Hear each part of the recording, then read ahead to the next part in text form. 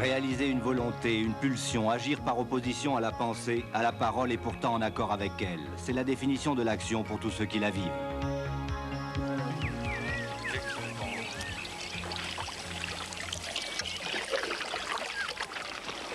Pas facile entre les éléphants et les hippopotames. D'habitude, quand on est sur l'eau, on a d'autres problèmes que ceux des éléphants et des hippopotames, mais en l'occurrence, ça fait partie des plaisirs et des aléas du lac Kariba. Allez, coup de chapeau pour un Zimbabwéen, un ami d'ailleurs de Raymond Stoker, Paul Conley, qui a décidé de retourner dans les rapides du Zambèze, mais pour la première fois avec des kayaks, accompagné d'un des meilleurs kayakistes américains.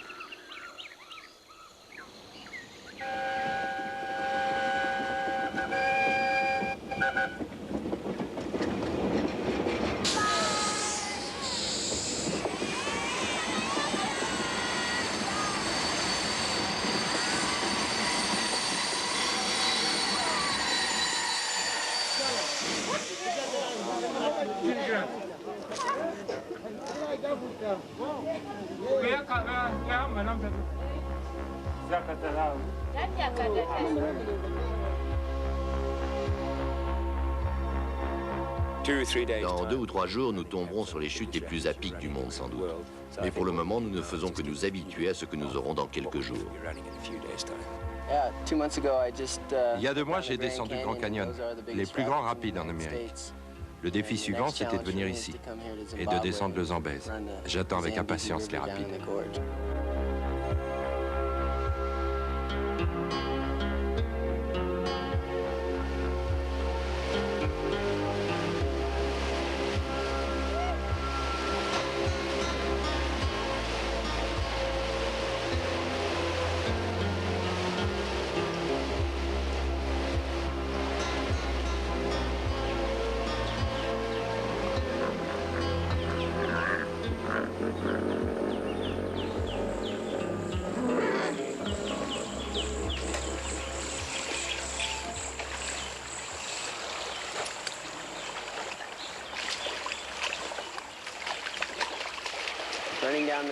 Pour moi, le kayak, c'est un sport qui me permet de travailler avec la nature, à dégringoler les rivières, me retrouver dans d'énormes courants, des pyramides de vagues, des trous puissants, ou flotter le long du fleuve au cœur de magnifiques forêts.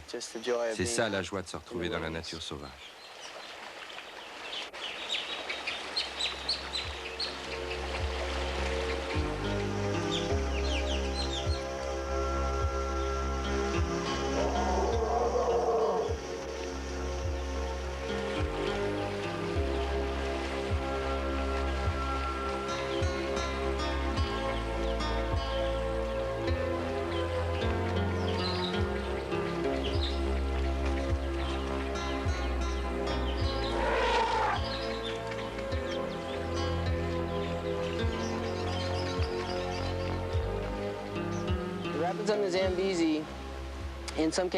Les rapides du Zambèze sont plus dangereux que tous les autres au monde. C'est un énorme fleuve qui se retrouve parfois réduit à 30 ou 40 mètres de large. Mon kayak et moi, on pèse 70 kilos ensemble. Et il faut cette légèreté pour que l'eau ballotte l'embarcation ainsi dans les énormes courants.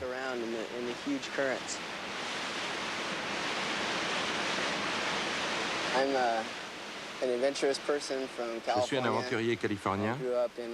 J'ai grandi à Los Angeles. Toute ma vie, j'ai pratiqué des sports de rivière et du ski. Ça a donné une toute autre dimension à ma vie.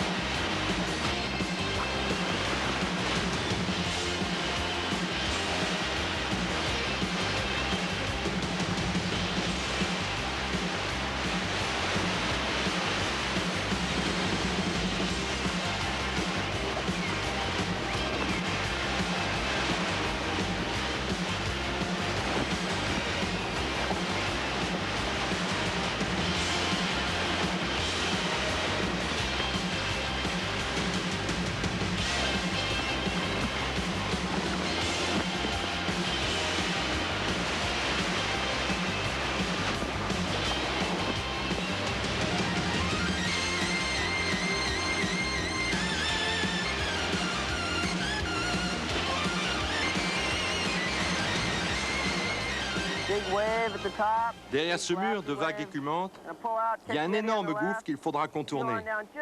Puis je me laisse glisser dans le trou suivant, où il va falloir ramer dur pour esquiver un énorme rocher en forme de pyramide. Ah là là, c'est vraiment la plus belle écume que j'ai jamais vue. Un de ces jours, je le ferai en surf, et pas aujourd'hui. Bon, allez, on y va.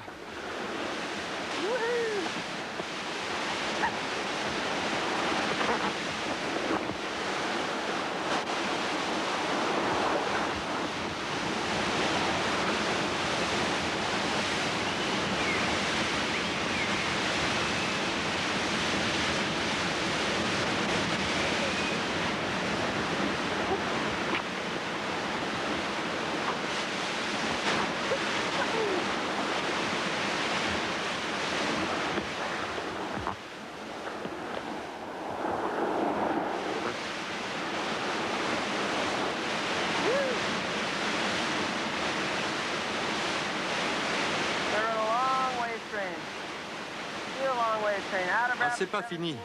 Je sors du rapide 17. J'attaque d'énormes vagues. Il y en a pour 1 kilomètre.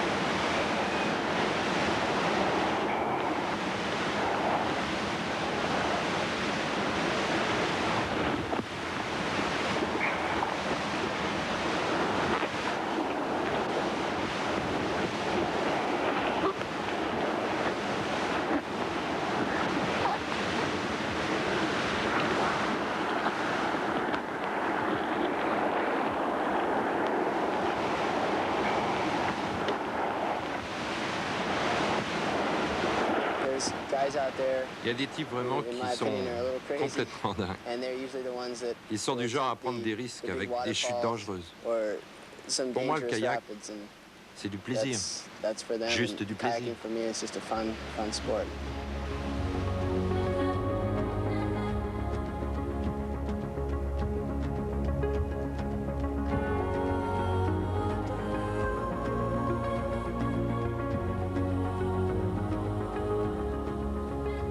Nous sommes au cœur du Ténéré, au sud du Sahara, cette enclave de 400 000 km², petite comparativement aux 8 millions de km² du Sahara.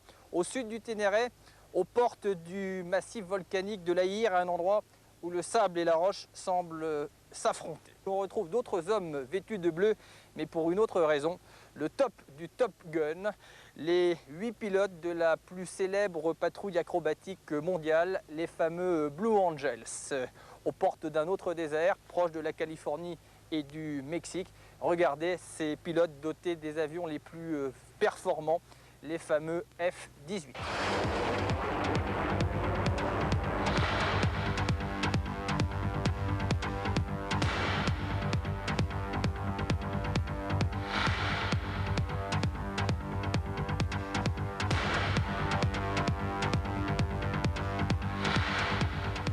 What is the Top Gun for you? Oh, to me, the top guys in the Navy are the guys that are out on cruise right now. They're landing on aircraft carriers at night, on the pitching deck of an aircraft at sea. All the kids, all the 17-year-olds that are working 18 hours a day, they're sleeping in very small, very small racks or very small beds.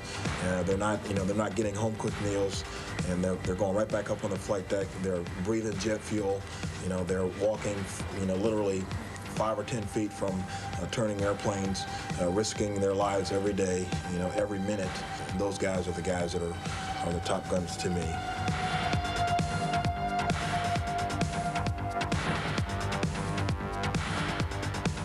Bonjour Lucky Knight, comment allez-vous? Ici, les Blue Angels, we're going to fly for Ushuaia.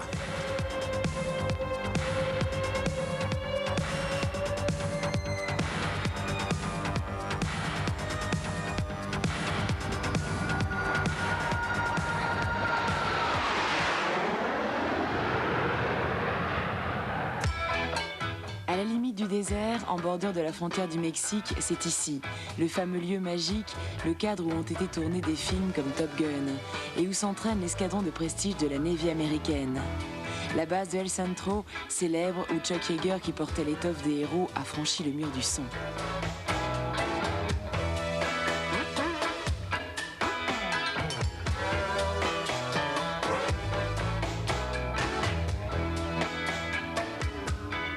On ne trouve ici que le meilleur, côté homme et côté avion. Des prototypes hyper sophistiqués sont essayés dans le secret des dieux. Et on vole sur des F-18, les avions les plus performants du monde, parfaitement maniables en voltige, en fibre d'époxy carbone, avec un rapport poids-puissance inégalé. Vitesse de démonstration, 900 km/h.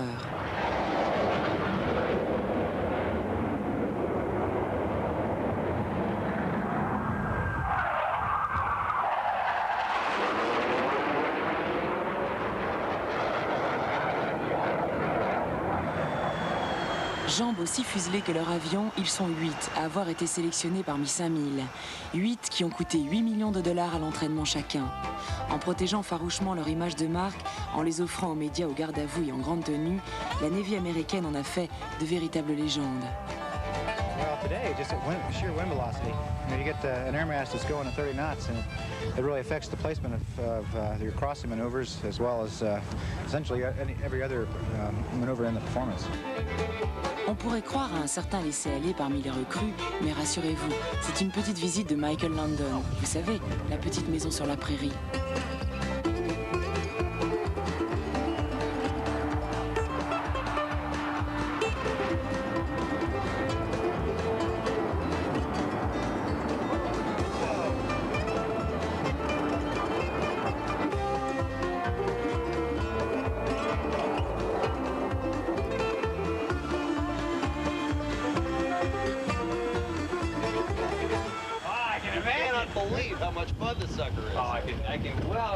One of our many primary missions is Navy recruiting and attracting as many people as we can to get into the Navy and get interested in flying the airplanes and working for the Navy. One of the ways we can do that is by taking big name celebrities like this. We get a lot of good publicity out of it.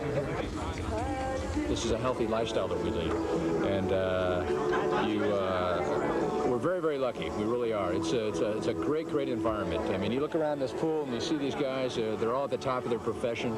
It's a very, very exciting part of life that takes you right up to the edge. You feel very, very alive. You feel very, very strong. You feel good. It's part of my life. It's in my blood. And as it is with any pilot, that's his passion. He loves to fly. Am I in the right attire here? Yes, you're in the right attire. So come on,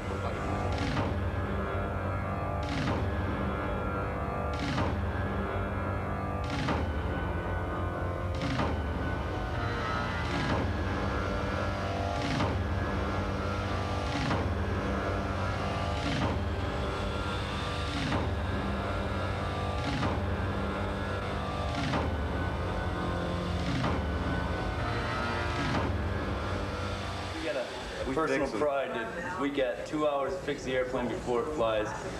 We fix it. We'll fix it. Oh my goodness. I guess I should. Vitamins. Yeah? Stay straight.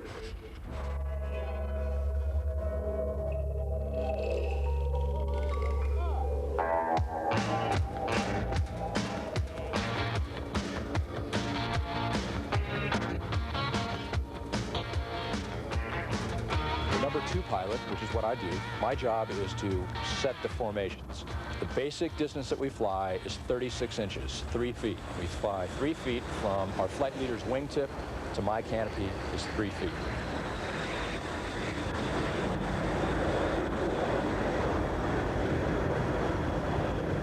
Entourés de mécanos triés sur le volet, les Blue Angels ont 32 ans en moyenne et ne restent que 2 ans à la base pour être au meilleur de leur forme physique et psychologique.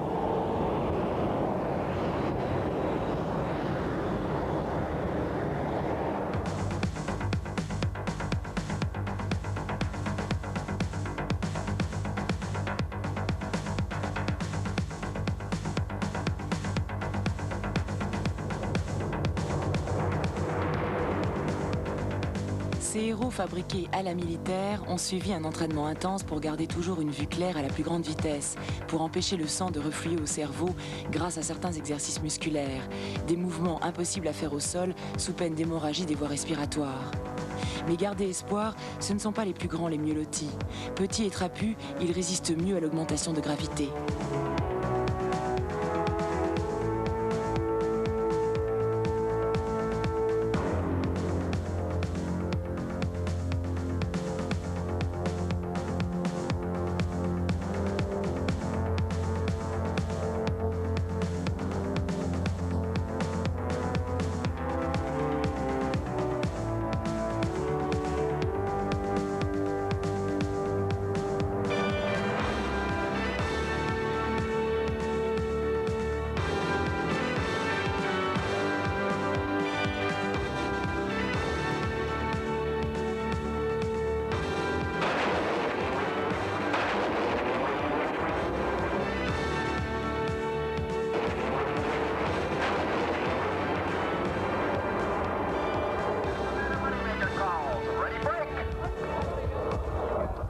The most difficult thing to do is when we all split up, we go into different directions, and then we all join up and re-rendezvous on the flight lead.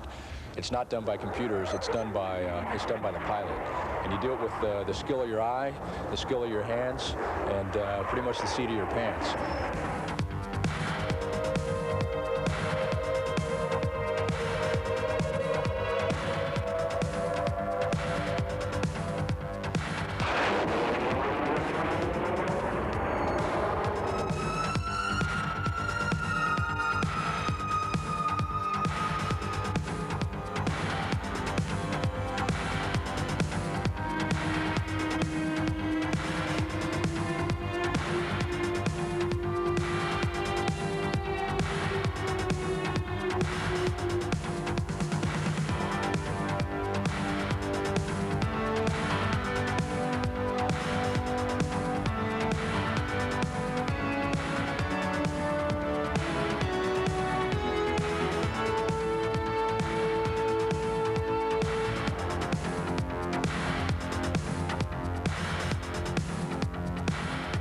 Une précision parfaite, un sang-froid à toute épreuve, une discipline impeccable. Si vous avez toutes ces qualités, engagez-vous.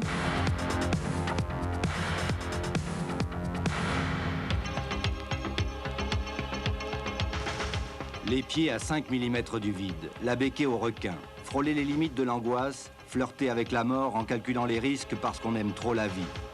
Sous l'effet d'une émotion intense, ils sont à la recherche permanente du vrai grand frisson.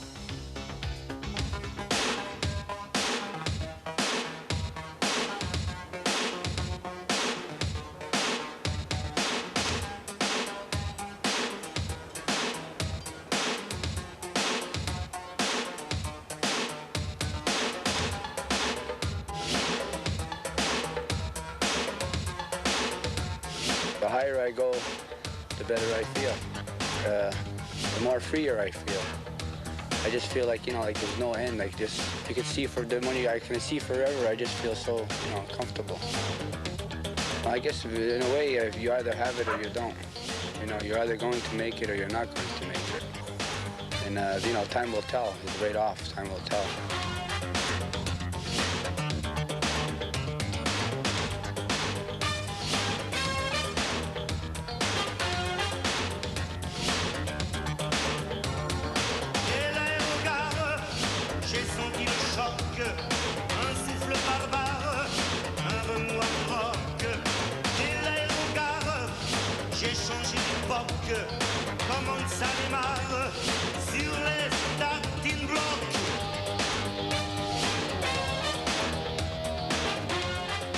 Sans les Indiens Ganawagés venus des territoires canadiens, New York n'aurait certainement pas gratté le ciel du Nouveau Monde aussi haut ni aussi tôt.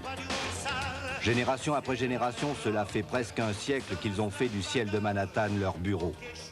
Les Ganawagés ont construit la ville poutre après poutre, boulon après boulon, la tête dans les nuages.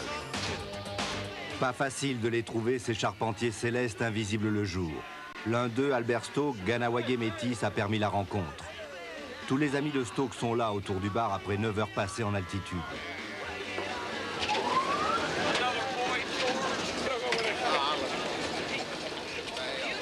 Clyde, le plus ancien, accepte que l'on monte avec eux le lendemain matin. Là s'arrête le royaume des rampants et le plancher large et solide. Au-dessus commence celui des Indiens 200, 300 mètres et plus au-dessus du vide, sans la plus petite sécurité. Les Ganawagés travaillent vraiment sans filet.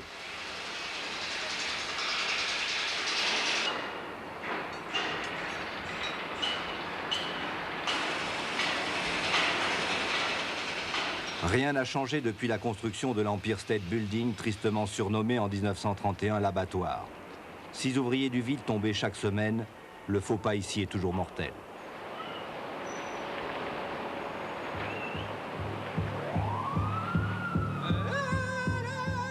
À la fin du siècle dernier, les Ganawagés faisaient traverser les rapides sur des barques et leurs ancêtres iroquois ont été célèbres pour bien d'autres raisons. Chaque fin de semaine, c'est une toute autre monture qui ramène Stoke dans sa ville natale où vit son père.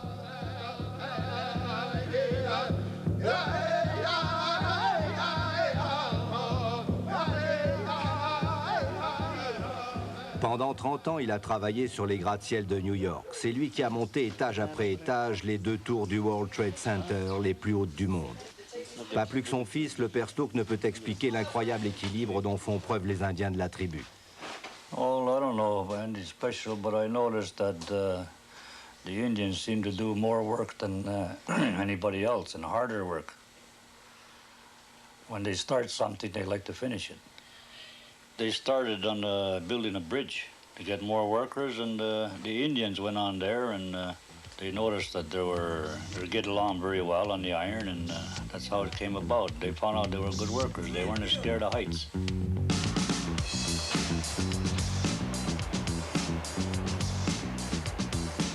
Qu'il neige ou qu'il vente, ces diables d'hommes poussent chaque jour un peu plus la ville vers les nuages. En plein hiver, les gants collent au métal glacé des poutrelles qu'ils sont chargés d'assembler. 8 tonnes contre 80 kilos, des dizaines de fois par jour pour faire grandir New York. Une chance sur 15 de tomber. Ces équilibristes de métier connaissent les risques et les assument pour quelques poignées de billets verts qu'ils dépenseront chez eux, à 500 km de là le week-end.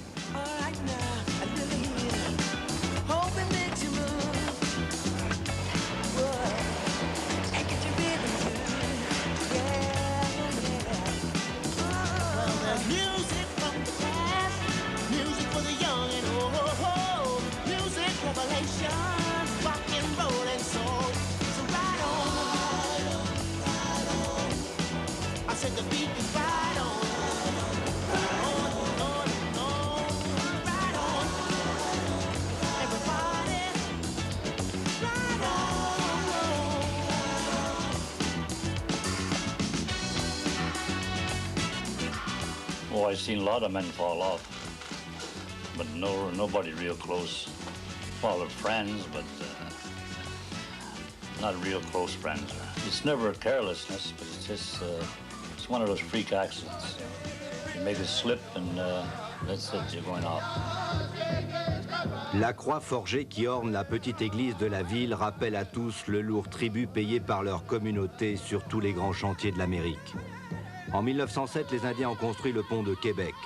Un pont qu'ils n'oublieront jamais. 35 des leurs se sont écrasés en même temps que les poutrelles d'acier.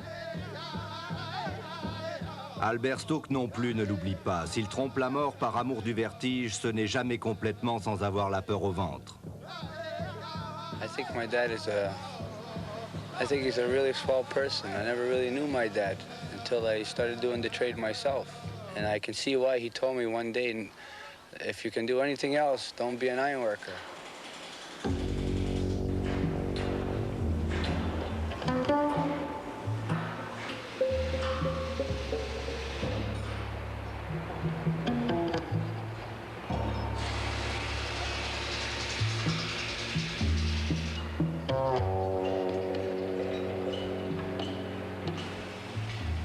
Well, I've only seen it happen once, but I've seen it a couple of times, and it's not a nice feeling.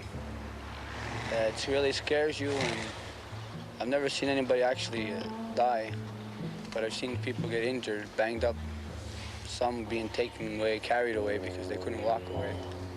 But you can't look at it that way, you gotta look the other way, you know. Everybody's afraid now and then. You get afraid. When you're walking and the wind comes up all of a sudden, it throws you off balance, and you catch yourself back, you get scared, but you keep going. You know, you don't stop. You go. It happens and then it disappears. You forget all about it. It may happen quite a few times all day, and it disappears all the time.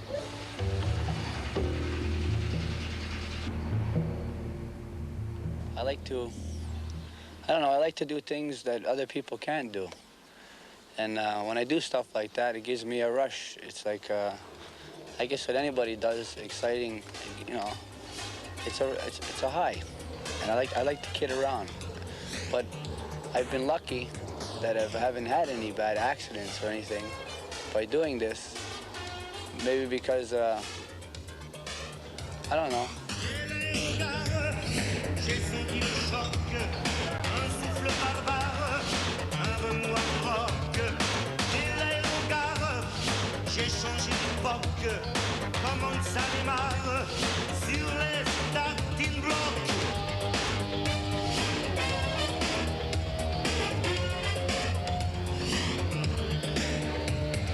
Gare, gare, gare, là c'est du mastoc, c'est pas du ronsard, c'est de la merloc.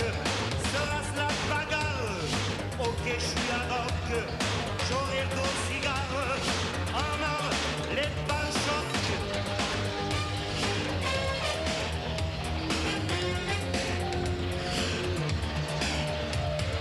Et l'aérogare, j'ai senti le choc, pour rentrer dardard dans la ligne de coque.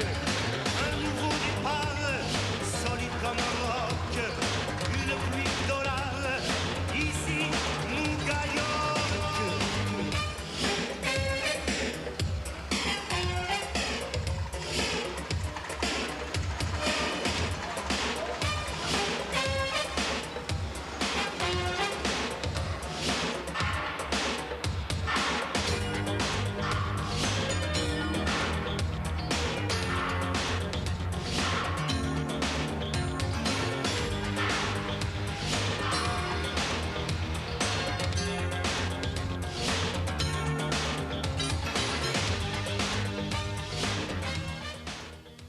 Une manière de vérifier une fois encore que nous sommes parmi les pays qui ont une technologie les plus avancées en matière d'aéronautique, avec le fleuron des hélicoptères, supercoptères, désavoués pratiquement par l'engin que vous allez voir.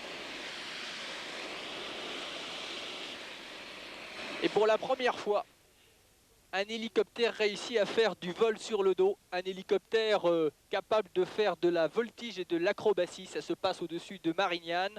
Les caméras d'Ushuaïa ont été exceptionnellement autorisées à embarquer à bord. Séquence frisson.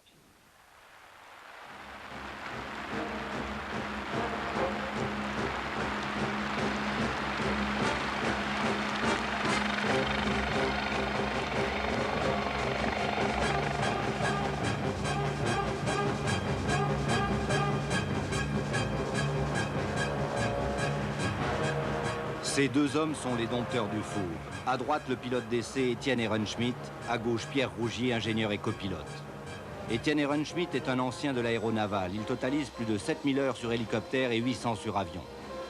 Personnage secret, sérieux parfois jusqu'à la sévérité, l'extrême précision qu'exige son métier et les tensions qu'il induit éclatent souvent au sol, loin des cockpits, remplacés par l'humour.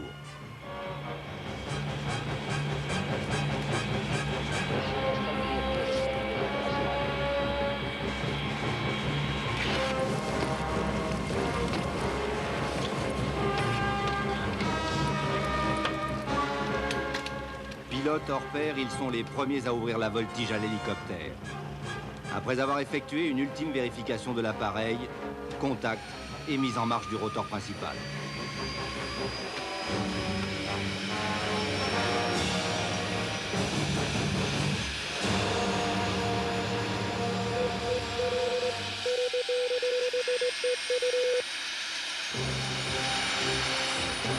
L'engin est à l'image du tandem qui le pilote, exceptionnel. Dans les mains des ingénieurs de l'aérospatiale, le Dauphin s'est réellement mué en panthère. Déjà en 1987, ses griffes avaient accroché 2 records du monde de vitesse ascensionnelle. Aujourd'hui, il est le seul hélicoptère français à effectuer un looping. En haut sur la petite colline, là, à droite je vire à droite, et en face de moi à midi maintenant, tu as une petite ligne avec un poteau.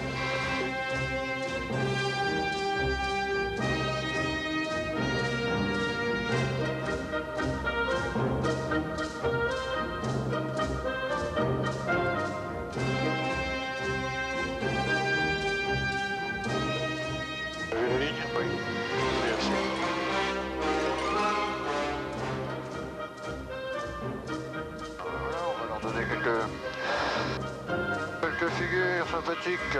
Ah, lundi, là. Dynamique. Il faut s'accrocher un peu, ouais. Faire un ou deux zigouigouis. Alors, je mets mon chrono en route. D'accord. Ok, on va faire un premier renversement.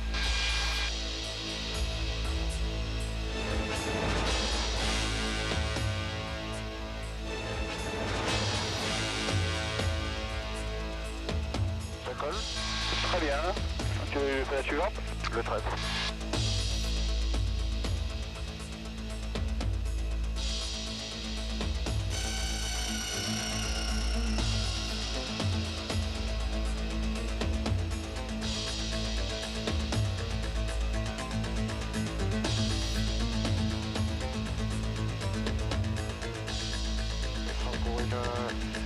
Pour une boucle, là. Pour une boucle, oui. Et le pied, voilà, 5, 4, 3, 2, 1, top.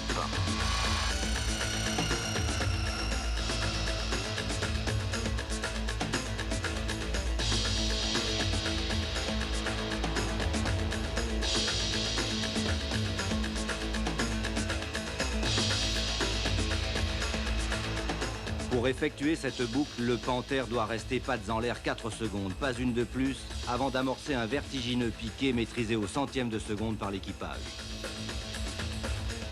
Alors ça ressemble pas à l'avion. L'avion, c'est beaucoup plus longtemps à l'envers. Hein. Beaucoup plus longtemps à l'envers, bien sûr, l'impression que j'ai eu là. Ça devrait commencer maintenant. 3, 2, 1, stop. 44, hein. C'est parti, c'est parti, c'est parti. Là, je réduis le collectif. On recentre un petit peu, on reboucle et je retire sur le collectif après l'avoir baissé et on redescend. Et là, t'as fait une boucle. Voilà, et ça, c'est la boucle. On s'aligne. Et ce sera pour un tonneau. Un tonneau, oui.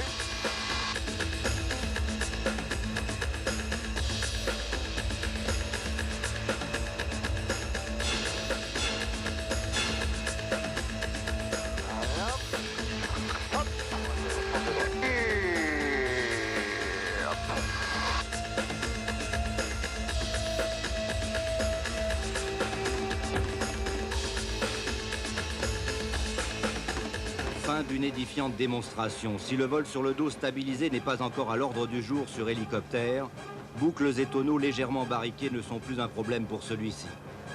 Des figures que Jean-Michel Charlier n'aurait pas osé dessiner pour Buck Danny, héros de BD à l'origine de la vocation du pilote d'essai du Panther.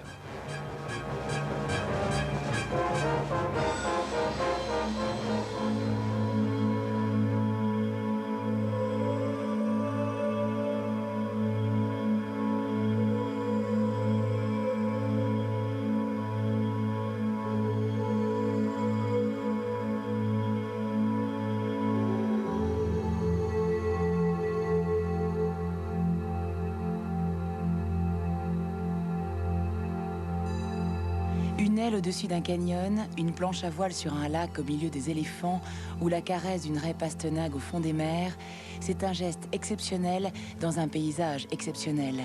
C'est la beauté, l'étonnant, l'émotion.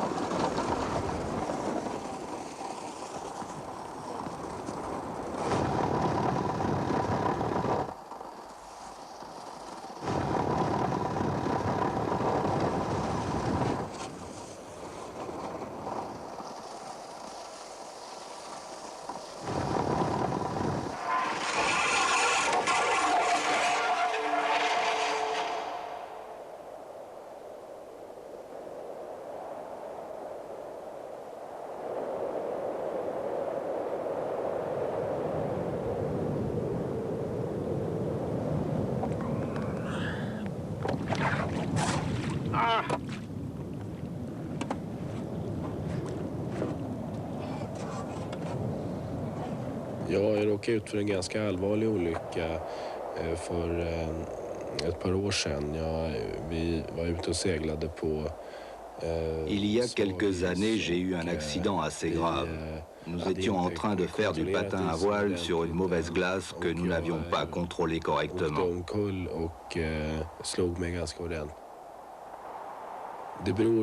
J'ai alors chuté en me blessant assez sérieusement. La qualité de la glace est très importante. Si elle est parfaite, on peut avancer à 100 km/h sans aucune crainte.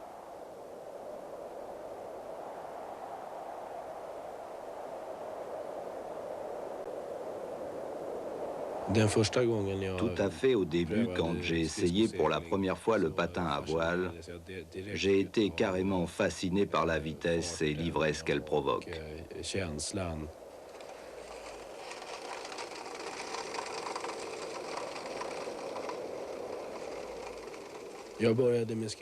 J'ai commencé à en faire à l'âge de 8-9 ans.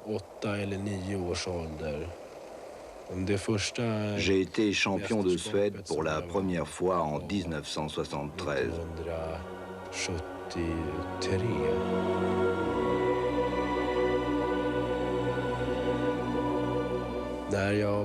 Quand je fais du patin à voile, je vis la nature, la glace, le vent.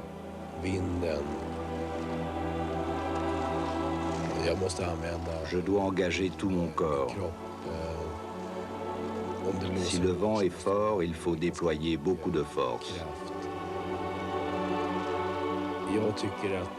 Je pense que croiser, ce qui veut dire aller contre le vent, est ce qui est le plus excitant.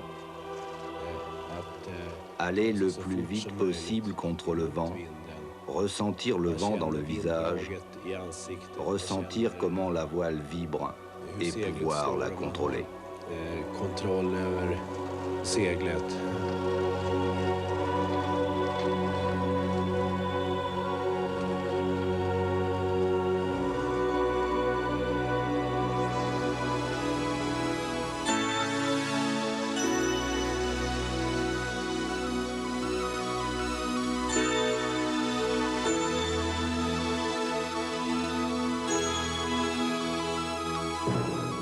Amour de la glace ou du désert, de son métier ou du risque, pour assouvir jusqu'à l'extrême ce désir intense d'un penchant irréversible, ils donnent tout à leur passion.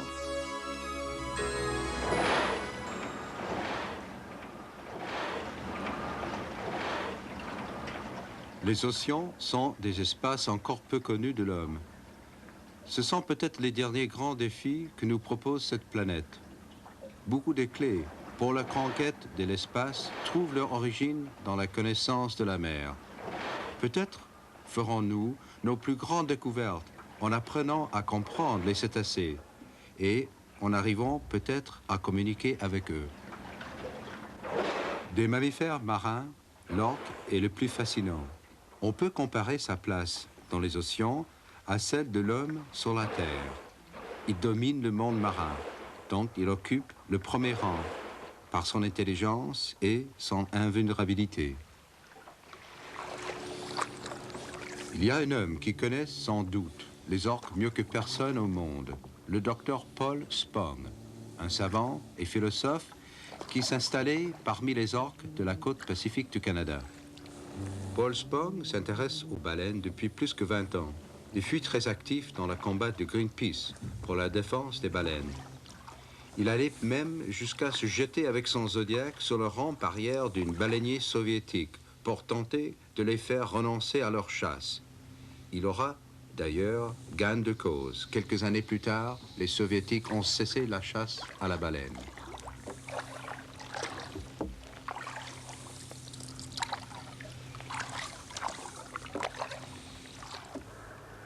Depuis 15 ans, je tourne les films sur les baleines. Et j'avais toujours rêvé de rencontrer cet homme légendaire qui est Paul Spong. J'ai traversé les États-Unis avec mon hydravion pour le retrouver dans les îles perdues au milieu des fjords canadiens, où il vit au cœur du territoire des orques. Aujourd'hui, Paul Spong s'intéresse aux baleines d'une manière moins militante qu'au temps de Greenpeace. Il a choisi de pénétrer l'univers mental des orques, de comprendre leur intelligence différente de celle de l'homme mais peut-être plus évolué. Dans sa recherche quotidienne, il obéit à une règle.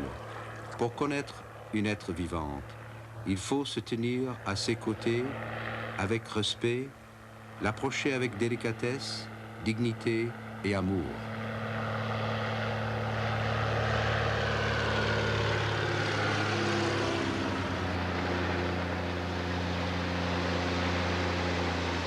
Hi, Crab! Hello, Crab! Hello!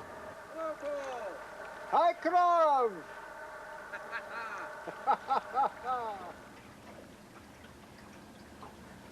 Well, you know, Alert Bay is called the home of the killer whale, and I came to Alert Bay because of that, really, because I heard a rumor in 1969 that you could find whales in this area, and I came to check it out and talk to local fishermen and native people in Alert Bay, and they gave me some sense of the area and where I might be likely to find whales. And so I scouted around and found this nice spot on Henson Island, which seemed like a paradise to live in, and started to camp. And indeed, the whales came by, and we went from there. What inspired you to dedicate a large part of your life to the orca? Well, they're a wonderful mystery, you know, and I got into studying them partly because I was a scientist interested in brains, how brains worked. And the whales, of course, have massive brains, and they're interesting for that reason. And when I began to study them, it was in a captive situation in Vancouver, and I was fascinated with the fact that this animal, the orca, had the second largest brain on the planet. And I wanted to understand something of what that animal was. And I began to look for a place in the wild, in the ocean, where I could observe their natural behavior. And that's when I found Henson Island. This is an extraordinarily beautiful part of the planet. And well, you just, every moment there's a sense of wonder about how beautiful it is. And the details of it are so perfect, you know.